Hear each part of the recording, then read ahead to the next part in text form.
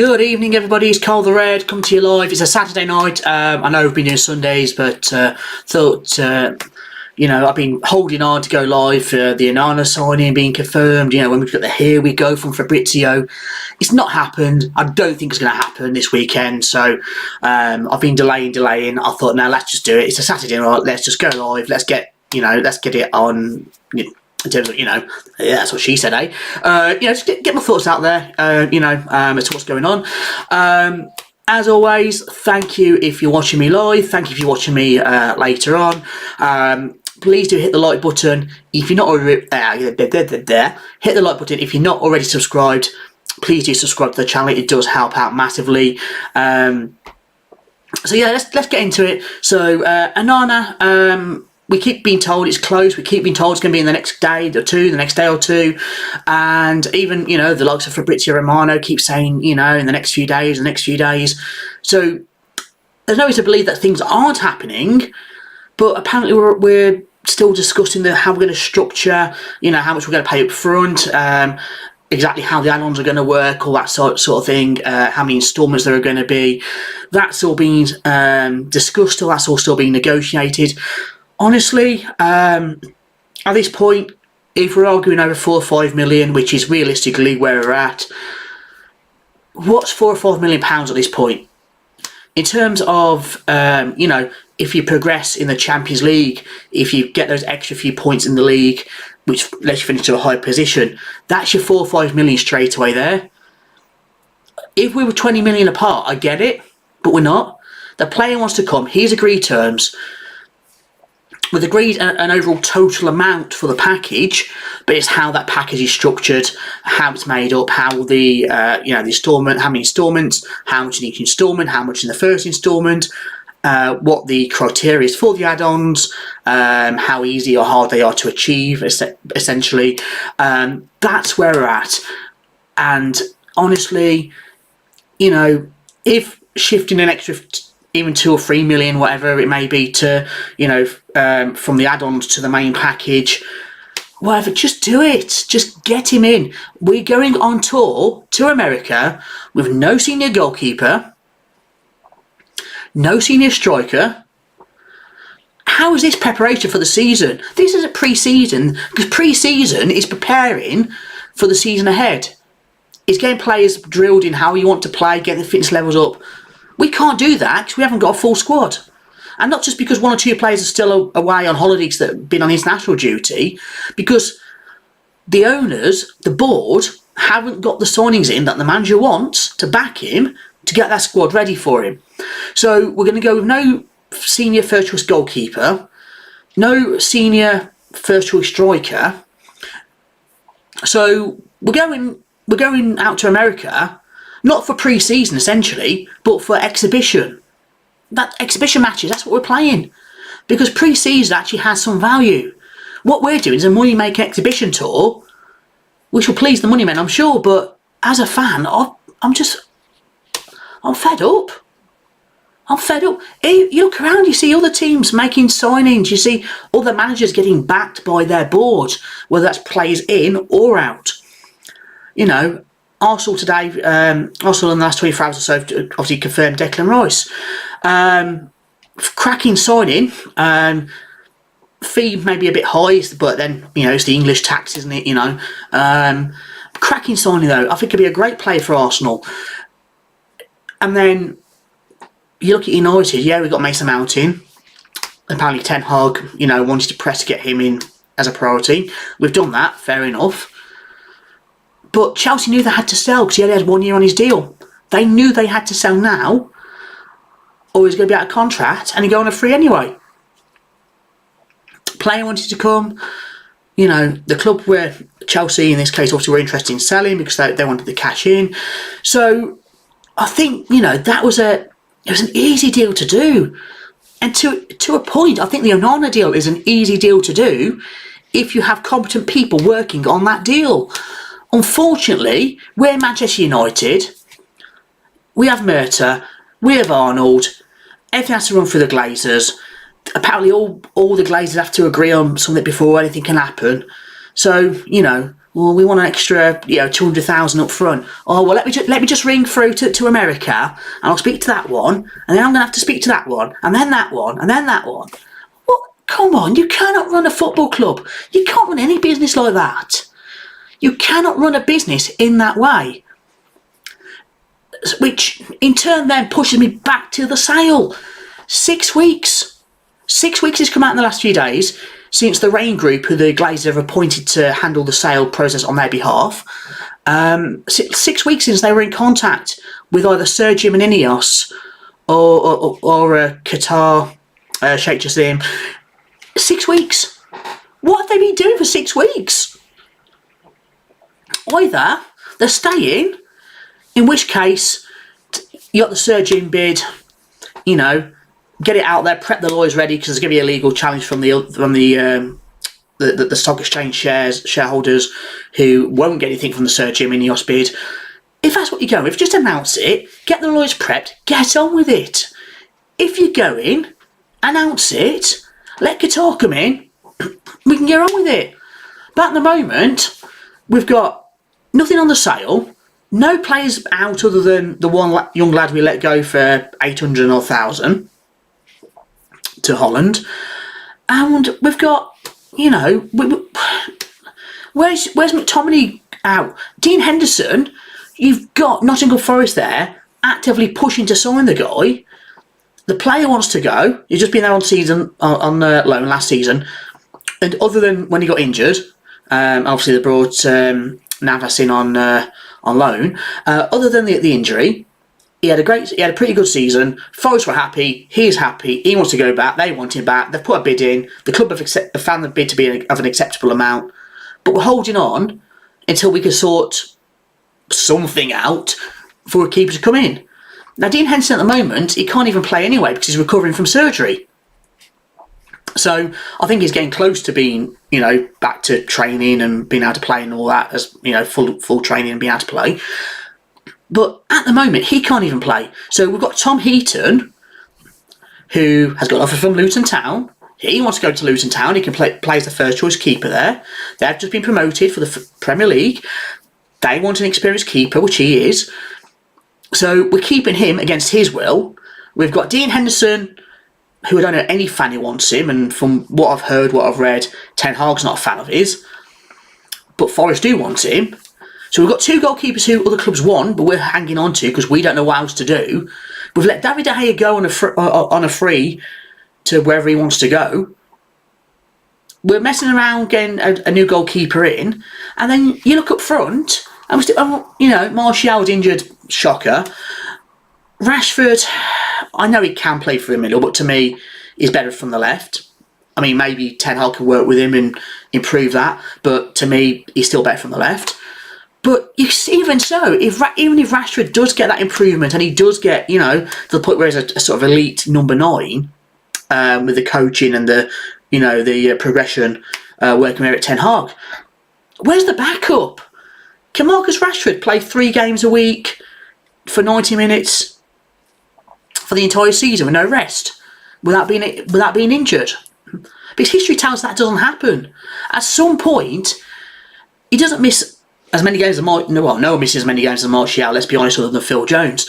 But, Rashford generally throughout the season will miss maybe 2 or 3 weeks, say, with, a tight muscle or a back strain, something like that.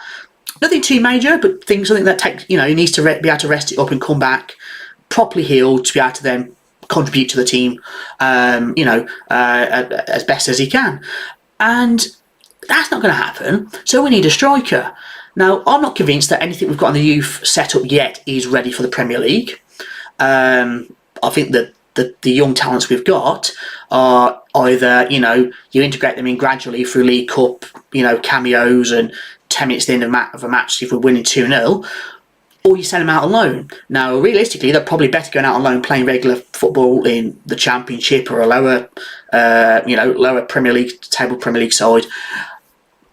They're probably better suited, better served, by doing that, going out on loan, get the experience, get the playing time. That will help them not only improve as players, but as people, as a person. in my opinion, anyway. You know, but yeah, I just don't see what is going on. Why is every summer the same frustration?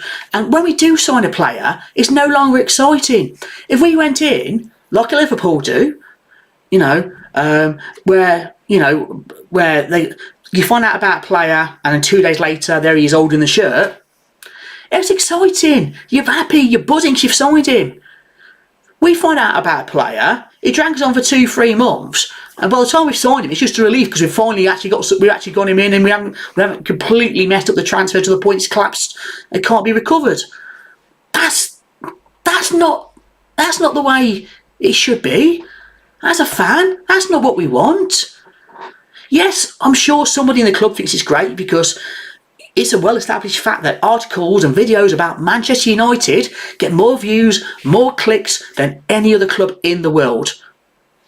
At pretty much up there, maybe the Real Madrid, Barcelona's, but certainly in England, no team gets anywhere near the media attention that Manchester United do. Fact. We're going to roll Rafa Benitez on your ear. Now, these journalists, these vloggers, whoever, I appreciate the irony of me sitting here on YouTube saying that, but they know that if they write about or talk about Manchester United and they put something in the headline about Manchester United, it's not just a local community club.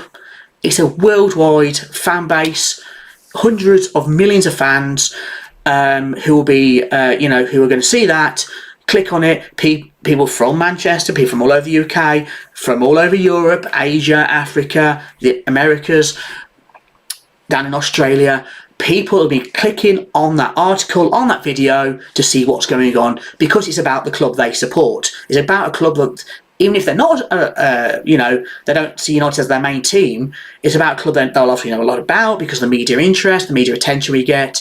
They'll know about us and they'll be interested in what's going on with Manchester United.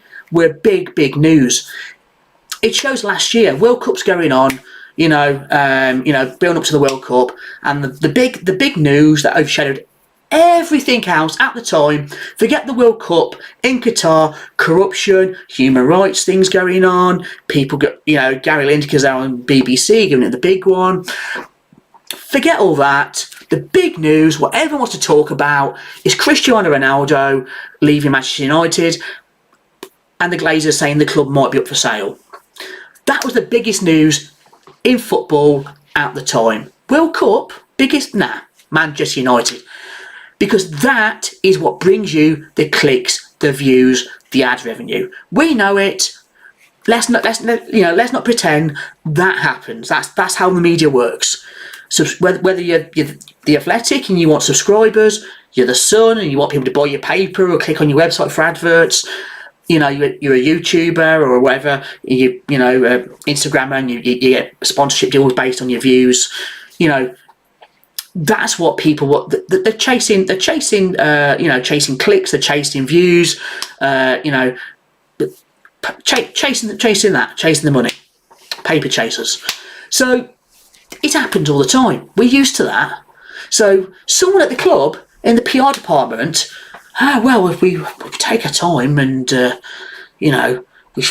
longer this goes on, the better, because more people are talking about us. That's a good thing. But it's not, though, because it gets to the point where the initial excitement just fizzes away, yes, there are still people on the headlines for clicks and views, but the fans, the people who should matter, the people who, in my opinion, do matter the most at any football club, the fans, yes, they're talking about it, but it's not a positive, it's a negative. We're talking about how much of a joke the club is in terms of recruitment, the boardroom, the owners, and it's every single summer, every single transfer window. We couldn't bring anybody in, remember, in January. Eric Ten Hag wanted Cody Gakpo, can't afford him, 35 mil. Okay, well, what about João Felix on loan there? That's 10 to 12 mil. I can't afford him. Well, Ronaldo's gone, Cavani's gone. Martial may as well not be here because he's always on the treatment table. Who are meant to play up front? Oh, you can have Weghorst on loan then. He's only 2 or 3 million. And the club going on about saving the money for the summer and, you know, because, you know, and this, that and the other. But we're in the summer. And remember, the January before that, when we had Ralph Rangnick in charge, oh, well, we're not going to spend any money now because we're going to save it for the new manager. We just don't do anything in January, which wouldn't be in itself the worst thing in the world, as frustrating as it can be sometimes, when, like, this, you know, the January transfer window just gone. Getting the right players in would have helped with that push for the top 4 for Europa League, FA Cup, would have helped massively. But you could kind of forgive it if in the summer we were actually efficient, got our business done, got rid of the players that you get rid of, got the players in the manager wants, back, and give the manager the squad he wants to achieve the goals that we're trying to achieve as a football club. Now, I shouldn't have to say this about a Premier League football club that's worth billions of pounds. It should be a given. I don't think Arsenal fans have to say this really to their board. They might have their disagreements about certain things, but I think they would generally say that the board understand that for the club to succeed on the pitch, the manager has to be backed, players have to be got rid of, brought in, and generally, you know, they seem to back the manager on that recently. I don't think Liverpool fans want to say it to their board. Again, they might have some disagreements with certain things, you know, but I think generally they'll, you know, understand that the manager is generally given the backing. Chelsea, I mean, they can't argue with anybody. They do what they want when they want. Man City, just what is FFP to them, you know? 115 violations being investigated. United have a minor reporting discrepancy because of a rule change, and we get fined and by UEFA straight away. One minor discrepancy, we've been fined a few $100,000. Man City 115 over 10 plus years. We'll look into it. Come on, you know, we use financial fair play at Manchester United, and by we I don't mean the fans. We don't use it. I mean the club, the board, the owners. You know, the director of football. They use it. They use it as an excuse for not doing transfer business. We can't afford this. We can't afford that. You can. If you do your job, you can. Because financial fair play means that what you spend and what your income is, there has to be a gap maintained between the two. That's basically financial fair play for every club. Obviously, some clubs, you know, the income is going to be 100 mil. For other clubs, it's going to be, you know, 500 mil. But there's got to be a certain percentage gap between the two in terms of the new financial fair play rules. So what you do is you have players that the manager doesn't want. Harry Maguire, £200,000 a week. Fred, probably 100,000. Scott McTominay, probably 100, maybe about 100,000. You have these players on stupid money, not playing. The manager doesn't want them. He wants to bring someone in better than them. You sell those players. It's revolutionary, I know. You sell those players, get them off the wage bill, try and get a bit of a good transfer fee for them if you can. Obviously, the fact that they've got high wages may hinder the transfer fee. They're still demanding the same wage of the new club, but even so, you still get something in them for the most part. You move them away, and what happens is your income's still up here, but your outgoings have just gone whoop, because you've just, you know, got rid of those wages. And then you've got room then to manoeuvre for incomings to get your squad to where the manager wants it to be. Now, if anyone watching knows Richard Arnold, John Murtagh, any of the Glazers, please kindly ask them to watch this video so I can explain to them how a football club should work, how they should do their job, and the fact that we're sick of the same games, the same lies, the same spin year after year, and we want them gone. Because at this point, not only are they just there still in the background, you know, just leeching away, but they're actually stopping us progressing, because this summer transfer window, after the season we've just had, we finished third, we won the League Cup, you know, FA Cup final, did pretty well in the Europa League. We need to build. We need to build on that. We need to back the manager. We overachieved last season. That wasn't a season that was based on, oh, we've done so well in the transfer market over the last few years that we only need to sign 1 or 2 players now and that's it. We're not Man City. We haven't got that luxury.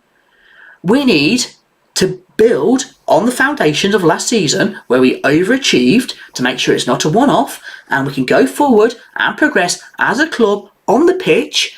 And guess what? If we do well on the pitch, we earn more money. More ticket sales, more TV money, more sponsorship money. So for anyone who's actually looking at the club as a business, and you think by now, with the Glazers being so money obsessed, so, focused on how to get more revenue into the club, they'd have realised that actually building up the football side of things, having us compete and win trophies, getting to more finals, being in the Champions League every year, it's more TV money. You play more games, you get more ticket money. You go further, you get more prize money. You're doing well, you're on TV more, you win more finals. Sponsors are more interested, more willing to pay big money. It's a snowball effect. You'll sell more shirts because people are celebrating the fact we've just won a cup. They'll go out and buy the new shirt and put a champion's badge on the sleeve or something. It happens. I've still got my shirt. Champions 20 in gold on the back. From when we won the 20th Premier League title. We still haven't won another one since. That was 2013. We haven't won another one since. It's 2023. 10 years. 10 years. 10 years where not only have we not won a Premier League, we've not even been close to winning one. If we were there competing and narrowly missing out most seasons, you have the odd season where you finish 3rd or 4th, but then, maybe the other 50% of the time you're second and you're 2 points, 1 point behind first place. At least you can feel like you're competing. We're not even competing. Even the years we finished second under Mourinho, under Ollie, we weren't close. We're miles behind first. We're just the best of the rest. And it's gone on for too long. It's gone on for too long. And as a fan of Manchester United Football Club, I'm sick of it. I back the manager. I do. But the board don't. The owners don't. So how can he succeed? He's not got 1 arm tied behind his back, he's got 2. He's got 2 arms tied behind his back, boxing against Tyson Fury, Man City, in case you haven't worked that out, and there's only one conclusion. We're never going to catch them.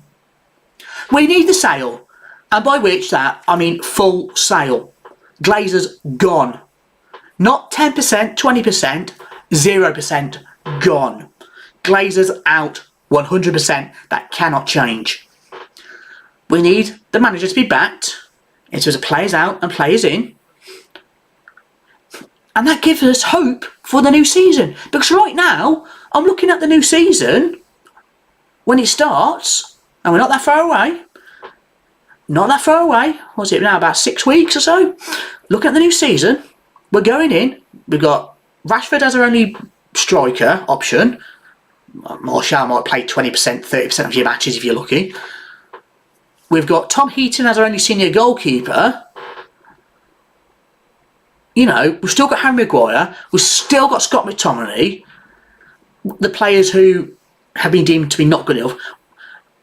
What is there to be happy and excited about? What am I meant to be looking forward to?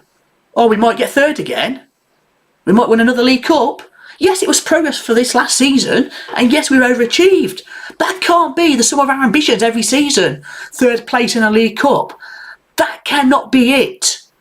That cannot be our ambition. Because if there is, why are we playing? If we're not aiming to win the Premier League, the Champions League, at least the FA Cup, why are we even competing as a football club? Why? You might as well pack up, go home, let the kids go play in the under-10s league. They'll probably want to win, and then call it a day. And that's where I'm at. That's where I'm at. That is the level of frustration I have with the football club, with the ownership, with the board, with the lack of activity both in and out. even if we weren't signing players, if we were actually doing deals to get players out, at least you can see something's happening. We're not even doing that. We can't even sell players. We're awful like that. And when we do sell them, we massively undercharge, and they'll run the contract down and go on a free, or we're awful. We are absolutely awful. I've rambled on a bit, but I've got my frustrations out, so I feel better for that. If you've made it this far, you're an absolute legend. Respect to you. If you haven't already, please do hit the like button and subscribe to the channel. I'm Cole the Red. You're amazing, and I'll be back tomorrow night for the usual Sunday night. See what's going on. Anything coming out tomorrow, Sunday papers and all that. See what's going on, and maybe by this time next week we'll have Onana in. Maybe. Otherwise, Tom